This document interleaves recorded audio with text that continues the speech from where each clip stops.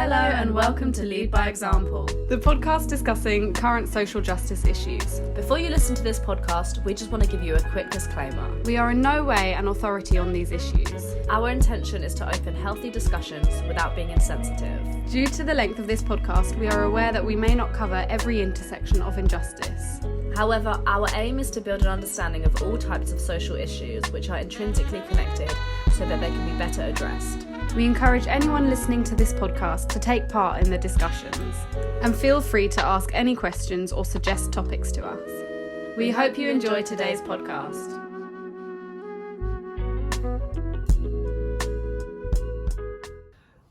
Hello, welcome back. Hi people. Today we're going to be discussing a concept called toxic masculinity. This is a part of our feminism series. For anyone that hasn't heard of it or doesn't quite understand what it means, we're going to give like a little definition, and then we're going to break down why it's important, who it affects, and some cliches and misconceptions around what it is. So just as a little note, we for this episode we put out a few questions on our social media. So thank you to anyone who contributed to that. It was really helpful. And obviously we're going to keep everything anonymous, but we'll be discussing some of that feedback. I would say it's a product of the patriarchy, first of all. Yeah. So What's the patriarchy? yeah, we probably need to just define that first. In order to define toxic masculinity, I think we first need to define patriarchy, because we're going to be talking about it a lot in our feminism chats anyway. So patriarchy can be defined as a societal system in which cisgender men are valued the highest in the hierarchy of society. At the detriment to everyone else. So women, trans men, non-gender conforming. Yeah, homosexual, bisexual. Non-gender binary. Anyone that doesn't fit into that traditional view of what a man should be. As well, that overlaps with race as well. So white cis men are almost a higher level of hierarchy than black cis men or cis men of colour. And the effect of that can be seen in traditional views of what makes men, what makes women. This idea of that there's binary, either you're masculine or you're feminine. If you're a man, you need to be masculine. If you're a man, you need to be masculine. If you're a woman, you need to be feminine. And that is, the result of that is kind of what we're going to try and talk about today, which is toxic masculinity. Yes. So toxic masculinity, with the definition of patriarchy in mind, is a tool that is used by patriarchy to enforce the status quo, enforce the hierarchy.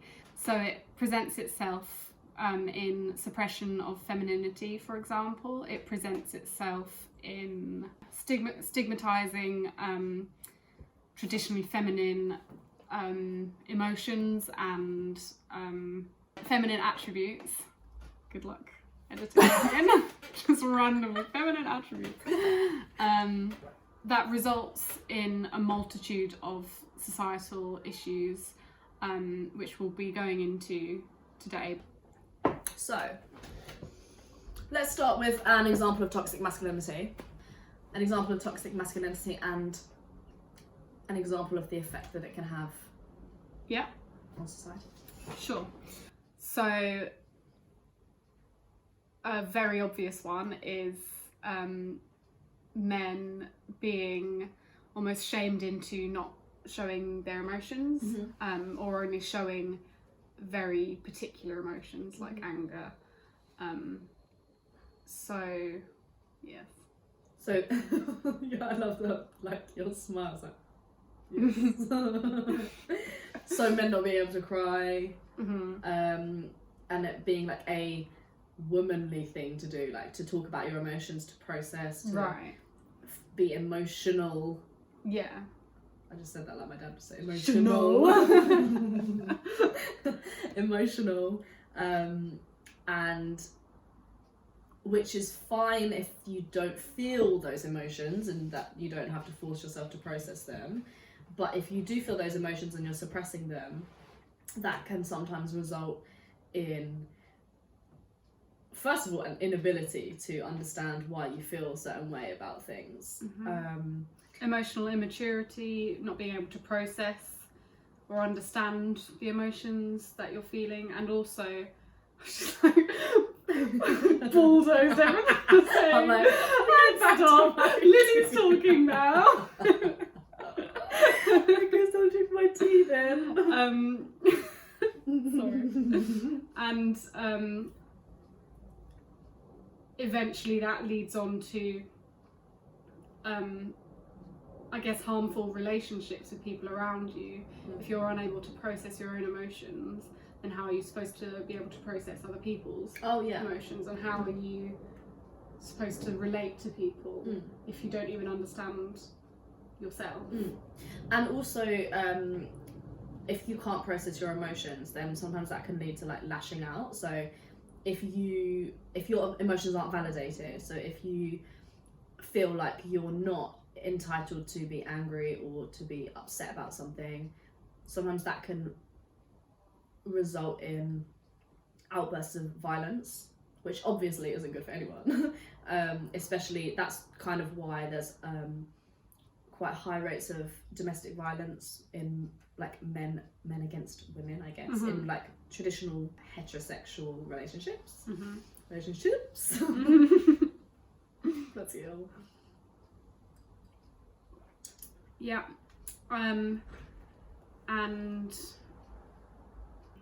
it's enforced by a culture of ridicule almost, from male peers and male family members. If those emotions ever are presented, they're very quickly ridiculed or shut down, or told that they're not being manly, or told to man up.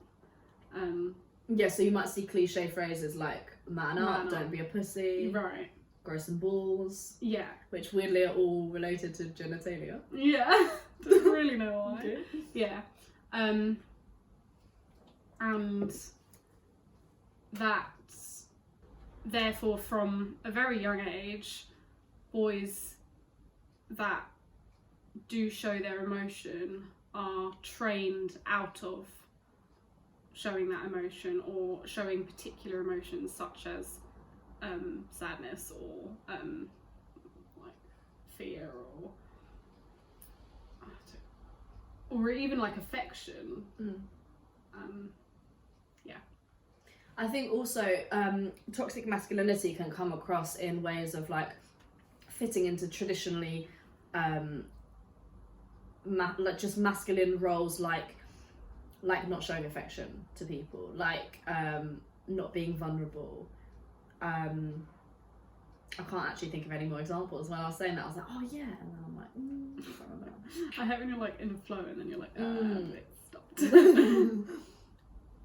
Yeah, and that leads to a lot of mental illness, particularly depression and anxiety, which you only have to look at like very simple statistics of male suicide rates to see how much of a big problem it is. And it's not the only problem, but it's definitely a contributing factor. It's just interesting and sad that suicide is the biggest killer in men under 45, I think. Yeah. Right? So, yeah, and I looked at some statistics for 2018, and just in comparison, looking at suicide rates in comparison to women, there were almost 5,000 suicides by men and only just over 1,000 female suicides. Right. That was 2018. And I'm sure it's the trajectory has stayed the same. I couldn't find any like hard statistics for these years, but the comments were that it's been like that for over 10 years, Right. with the male suicide rate being over 3 times the level of female suicide. Right. That's for the UK, not worldwide. Which is crazy because it's just not something that we tend to talk about in society. Like, we don't really know much about male suicide rates. Like, not that we talk about suicide rates in general, No. but we talk so much about heart disease and cancer and things like that.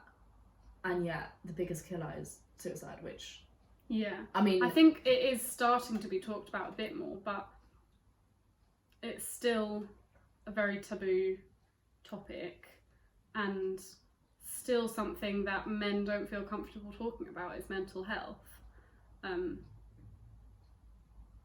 or are made to feel uncomfortable talking about. it's just massively stigmatized, isn't it? But traditionally, it's been easier as a woman to feel comfortable talking about your feelings. For whatever reason, being in touch with one's emotions and being able to process Sorry. One's emotion. I knew you were going to call me out on that. I'm so sorry. Sorry, am I just too intelligent for you?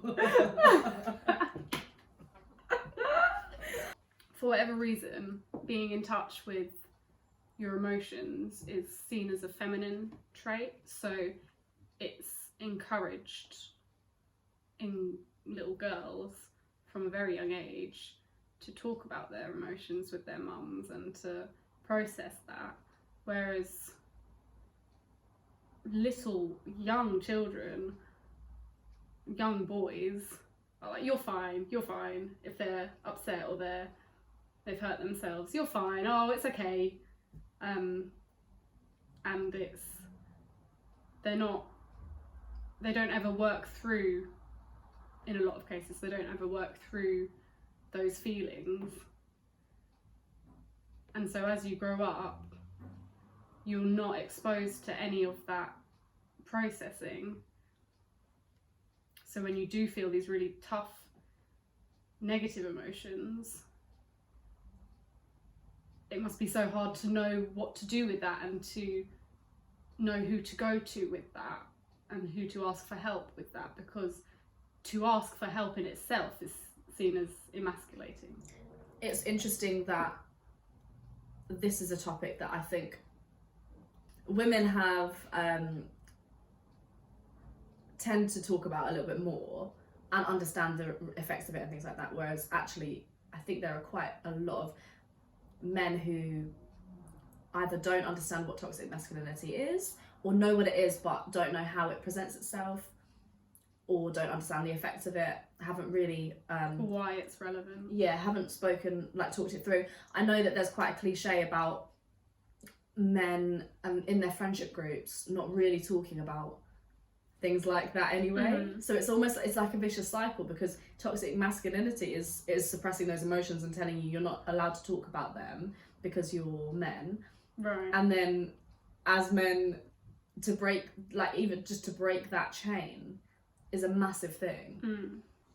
In order to be able to get any help, they have to already be so, like, strong to get over this massive hurdle of, I could be ridiculed, I could be made fun of, I could be ignored, for just showing vulnerability of any kind. Which is why it's a circle, because the whole concept is to not. So you're shamed into not talking about it. So then you can't talk about it. I was just going to say,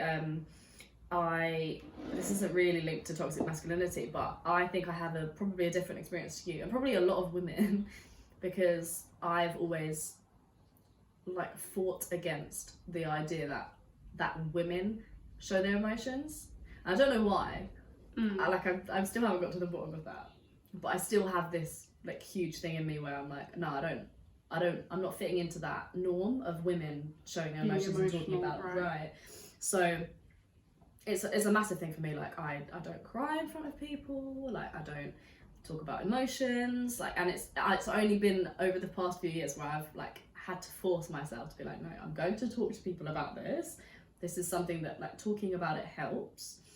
And I don't know why that is. And I used to think it's because I wanted to be like the men, and I wanted to be involved in their group, in their clique. Yeah. And so now I still have that like same issue of like not being able to, but then it's like, is that toxic masculinity? That's like me going like the opposite. I don't know. Am I affected by toxic masculinity as a woman by wanting to stay away from the traditionally like women norm?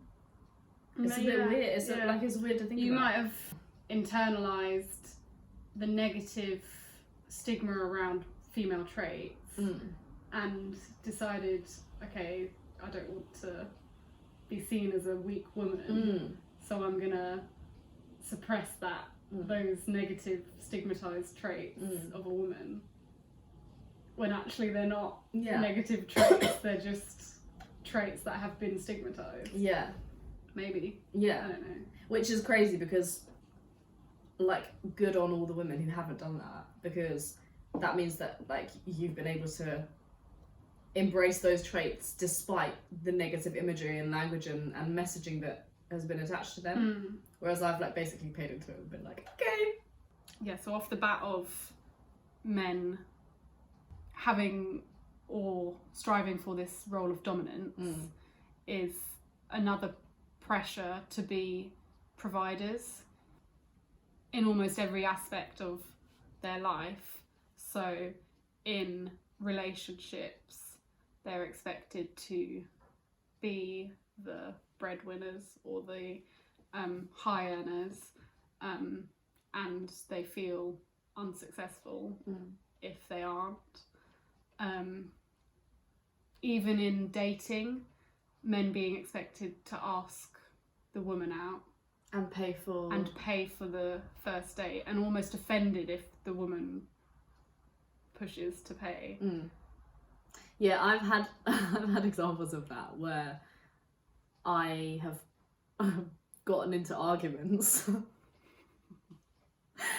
because if I invite someone out on a date, I believe that I'm gonna pay for the date. Right.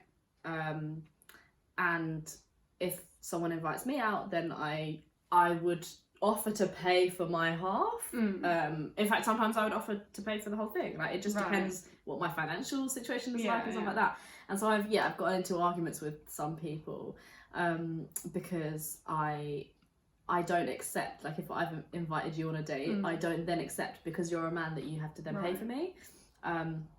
Partly because, I mean, I don't mind people in general paying for me and treating me that. I'm very happy for you to treat me, darling. But on the basis that you think that you need to pay for me because I'm a woman, I don't quite understand that. And I'm not going to perpetuate that in this specific part of my life, but in the rest of my life, I fight gender norms and I guess toxic masculinity and the patriarchy, and then but then in dating I'm okay with it. I'm not. So I've been in arguments where the person I'm on a date with has been like, no, I don't accept, I'm going to pay for your meal. And in fact, sometimes I've just like let it go and just haven't even thought it and been like, oh, okay, fine. Like, because I just don't want the stress of it, but at the same time I don't feel comfortable with it, and I don't think it's like, if I was on a friendship date, if I was out for a meal with you, I wouldn't expect you to pay for me, and I wouldn't expect me to pay for you. But like, if I wanted to treat you, I would, and the same, like vice versa. And in dating in the LGBTQ plus community, there's not that binary gender role between man and woman. There isn't that expectation that one person has to always pay. So body image is another area in which toxic masculinity likes to present itself. Oh, I like to present myself here.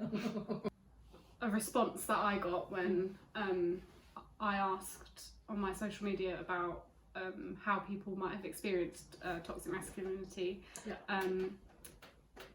I received comments about body image and about being a big man. Like, so bad.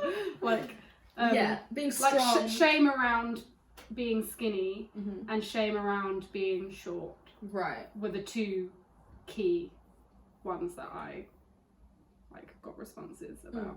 Which, if you look into it, probably reflects the traditional views of women being small and slim And weak. Yeah. and weak. And I mean, okay, so from my time in the fitness industry, I recognise that I recognise that there are certain amounts of hormones that you have in you. So you have a certain amount of testosterone, a certain amount of estrogen, and that can present itself in the way that women can try their hardest to bulk up and grow muscle. But it's never, obviously depending on the woman, but the majority of the time you're not going to be able to build as much muscle as men in the same amount of time, proportionately. Right. So the idea that as a man you have to be big, tall, strong, lots of muscle, just kind of reflects those ideas that's you're staying away from the traditional idea of what a woman is. And asserting dominance as well. Yeah. So I think it's interesting to look at why men have to be big and strong, and it kind of leads us into the other way that toxic masculinity presents itself, and that's being the alpha male. So being the predator, the women being the prey. Makes me feel sick talking about some of that.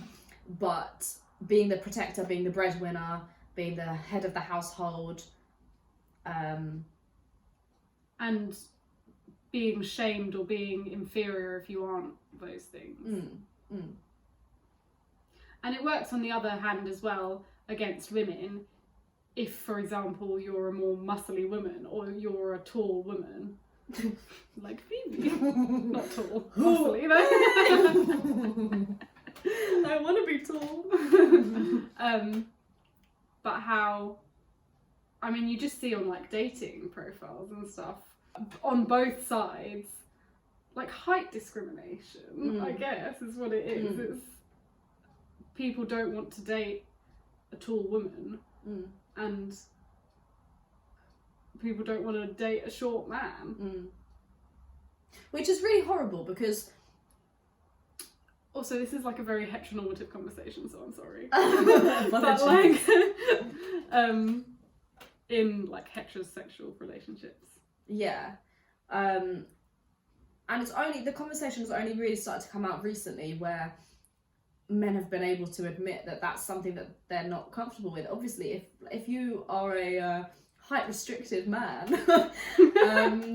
then that would really, like, if I was a short man, that would really hurt my feelings. To think that, like, and that would be a massive part of dating, is that women all the time were looking for someone who was tall, and no matter what my other qualities were, it doesn't matter. Right. My only value is my height, which is really horrible. And I know that men for a while have kind of made jokes about that sort of thing, and you know, brought it up in conversation, but as a joke, without trying to make it too serious. But actually, it's a serious thing. It's discrimination, and yet it seems like it's acceptable and we're okay with it. Which is and I feel like it's often brought up as a joke because of that emotion suppression. They don't feel comfortable bringing it up in any other way other than just ha ha ha, it's funny. Ha ha ha. And as tall women as well, man, that must be fucking hard. Beeping hard. I'm gonna beep over, don't worry, I'll beep over all the swears. The swears? Oh no, Phoebe did a swear. Yeah. And how tall women are told they're not allowed to wear heels, because it makes them clunky.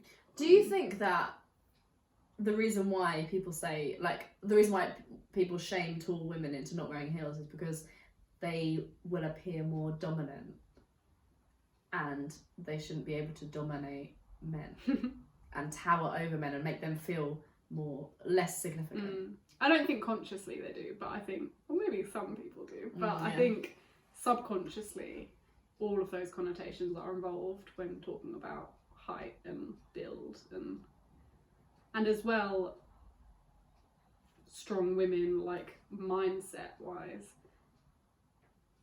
you can criticize a woman for being strong-minded and you might not think that you're criticizing that because it's to do with power, but actually subconsciously it's to do with a feeling of inferiority when you are in the presence of a strong-minded woman. I use quotes because there's lots of negative connotations to the phrase strong-minded, which I don't think there should be, because that's a generally positive trait. To be strong-minded, like, it's a positive thing, but it's,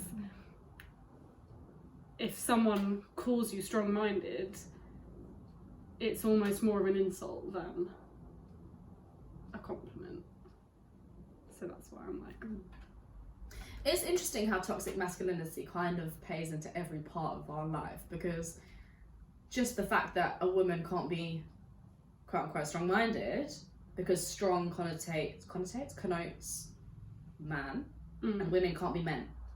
Right. So it's like, you like, stay in your box, stay in your area. Yeah, it affects everyone, not just, so it's not just detrimental to women, and it's not just detrimental to men, it affects every single person in society, because if you're a woman or a man, you're pushed into these boxes, and if you don't fit into the category of a woman or a man, then people try to push you into a box either way, and they're disturbed that you don't automatically present as one or the other. So another area in which it can present itself in a harmful way is in how people deal with rejection. Again, more specifically talking about dating or I guess making advances on, like, people. Does that make sense? Like, Yeah. Advances. So it's a weird, like, approaching. I don't know. So the example I would give would be if a man asks a girl out and the girl says no thank you, or like no thank you, I'm not interested. right, there is often an overreaction or a negative reaction to that rejection, because it can feel emasculating to be rejected or to not be needed. I guess it links quite well to male pride and ego and having to be strong, and I don't know, yeah, it's a difficult one. And on the other hand, is the expectation of men to be the ones that ask women out. Again, very heteronormative, apologies, but the expectation in heterosexual relationships of men being the ones that have to ask the woman out, and men having to be the ones to experience that rejection, whilst having that almost deficit of emotional intelligence or emotional processing skills. So if they do receive a rejection or a negative reaction to something they've built up courage to do, they then have negative emotions in response and present that through anger, because that's the widely accepted male emotion that is allowed to present itself. For example, if a man approaches a woman and she says I'm not interested, and he says You're ugly anyway. Right. So typically men don't have the skills, they're not equipped to deal with that rejection, they're not equipped to understand how that feels, and it's okay to feel like that. It doesn't devalue you as a person, and it shouldn't affect your pride in that way. Right. Okay, so as usual, we have only really managed to like scratch the surface on this topic because all of these topics are incredibly complex and in-depth. But hopefully that's given you a little bit of an explanation of what toxic masculinity is, how it presents itself in everyday society, and the effects and how the negative effects of it can reach all groups of people and society. Thank you so much for watching, and hopefully we'll see you next time.